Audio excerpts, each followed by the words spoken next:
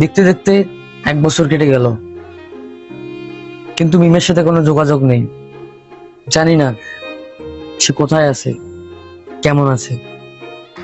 মিম কখনো তোর সাথে যোগাযোগ করে নাই? আমি তো জানি তুই মিমের সাথে কথা বলিস।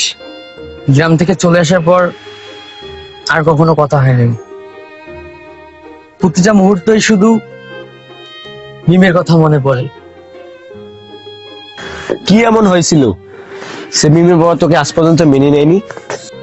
আমার বাবা রিক্সা চালাইতো, আমি রিক্সাওয়ালার ছেলে, তাই মিমের বাবা আমার সঙ্গে মিমের বিয়ে দেয়নি। মিমের বাবা কিছু গুন্ডা ভাড়া করে আমাকে কিডন্যাপ করাইছিল, কিন্তু আমাকে আটকে রাখতে পারিনি। এত কিছু ঘটে গেছে?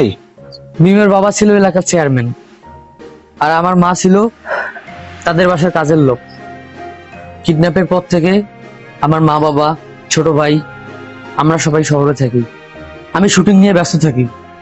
আমি ভাবছিলাম মিম আমার সাথে কথা বলবে, যোগাযোগ করবে, কিন্তু সে কখনো কল দেয়নি, কথাও বলেনি। তুই তো চাইলে একবার গ্রাম থেকে ঘুরে আসতে পারতিস। গ্রাম থেকে চলে আসার পর কারোর সাথে কথা হয় নাই, আমার বন্ধুদের সাথেও যোগাযোগ হয় নাই, তারাও কখনো যোগাযোগ করতে চায় নাই। আর আমার তাদের উপর মন খারাপ, তাই আমি কখনো যোগাযোগ করি নাই, কথা বলার চেষ্টা করি নাই। আমার একটু বাইরে কাজ আছে, তুই কি আমার সাথে বাইরে যাবি? না, এখন আর বাইরে যাব না। বিকেলে বাবাকে নিয়ে কিছু কেনাকাটা করতে হবে।